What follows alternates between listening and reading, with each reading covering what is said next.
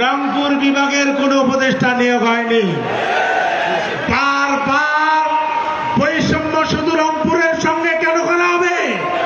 রংপুরবাসীকে ঐক্যবদ্ধ হয়ে এই বৈষম্যের বিরুদ্ধে আন্দোলন গড়ে তুলতে হবে।